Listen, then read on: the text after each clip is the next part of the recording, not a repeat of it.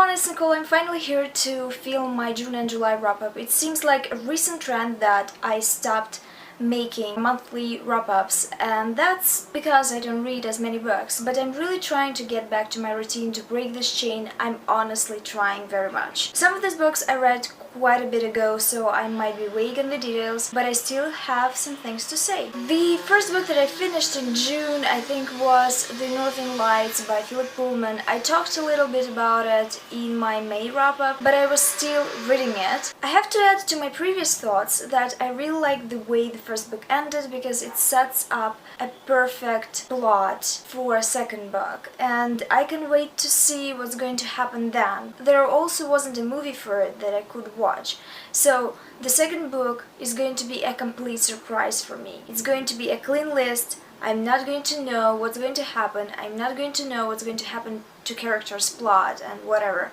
So it's going to be a surprise, and I hope it's going to be a wonderful one. Then I read a book that is for sure going to be one of my favorites this year. It's A Long Way to a Small Angry Planet by Becky.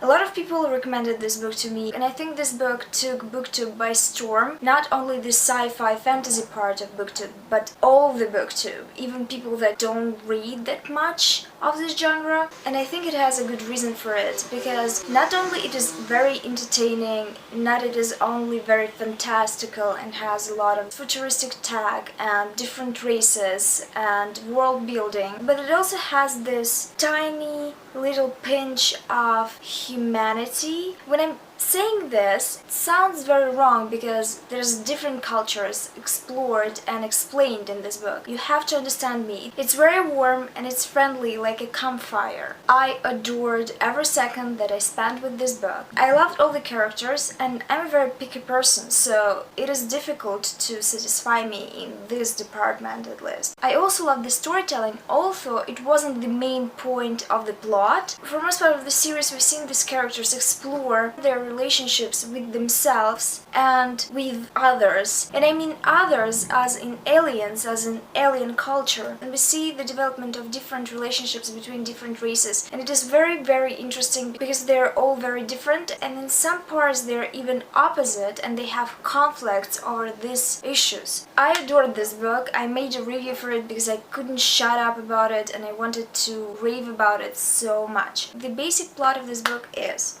a girl hides away from her past by taking another identity and employing herself on a spaceship that digs holes through universe, so people from different planets could travel from one planet to another easily and way faster than usual. It is such a well-done sci-fi novel. I think it's one of those that you have to look up, mostly because it's not centered on human race and it explores other races, and they are not human-centric. We have races that are not humanoid or have a different perception of sexuality and gender. They have different behaviors and different familiar structures. It is such a great book. If you're looking for a good sci-fi book, if you're looking for a good book in general, just please do yourself a favor and pick it up. Then I picked up two graphic novels. First was The Stonekeeper, the first volume of the Amulet series, written and drawn by Kazu Kibuishi. I wasn't that amazed by this graphic novel, to be honest. It is definitely the one that is targeted to younger teens or children, so it's difficult for me to get into it. It's whimsical. It follows two kids whose father passed away in an accident. They move to their grandparents' house. It's very creepy, and then they find an amulet that opens a door to another dimension. You know, there are such kids products like Gravity Falls, which adults can watch and enjoy on a different level, because there are some adult messages in these shows. But in this case, I didn't see it. Maybe it's going to be in other volumes, but I'm not in a rush to pick them up. I also am not that much in love with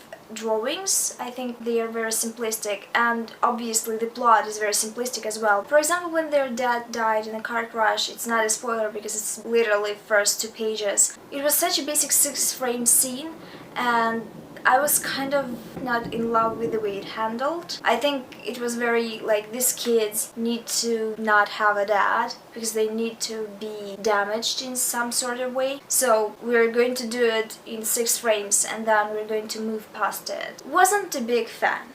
honestly. Then I read the first volume of East to West by Jonathan Hickman. A lot of people love this graphic novel, but I'm kind of undecided about it because I really liked the drawing style and I really liked the end of this volume because there is a hook that kind of pulls you in for a second volume, but at the same time I wasn't very satisfied with the volume itself. It is a very forbidden love story and I would have liked to see more mythology and more character development than just beautiful pictures and beautiful scenery, and I didn't see it, so I was a little bit underwhelmed. Also, the diagram of the plot was very lackluster, not a lot of stuff happened, just these three people going around killing other people, a lot of secret messages that you don't understand and you can't even Google because it's all made up. Sometimes with works like this, when you know that it's going to be developed in second or third volume and you just have to wait, you have this entertaining parts that keep you interested. The last book that I finally finished, I think I read it for half of the year, which tells you a lot. I obviously didn't like it that much. It's Moon Cold by Patricia Briggs. A lot of people love this series, but I struggled through it. I really loved Mercedes herself. I loved her character development, I loved who she is, I loved that she's mechanic. I loved a lot of things about her,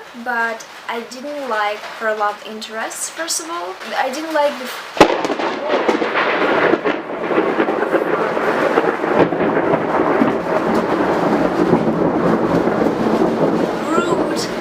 Please shut up, I'm making a video right now. It's August and it's raining still. I didn't like the forced romantic subplot at the end of the book. It was so out of the blue for me. And also, I was mixing up all the variables and I didn't know who's who all the time. It was very lackluster as well, in the middle. And it's not a very big book. So, I don't know when I'm going to continue with this because I have other books in the series and I have to read them because I bought them. But when it's going to happen, which pace will I take with it, I don't know. Thank you for watching this video. I hope this rain doesn't bother you, but I think it does. Tell me in the comments down below which books you read in June and July, which ones you liked, which ones you didn't. Thank you for watching this video. I hope to see you soon in the next one. Bye!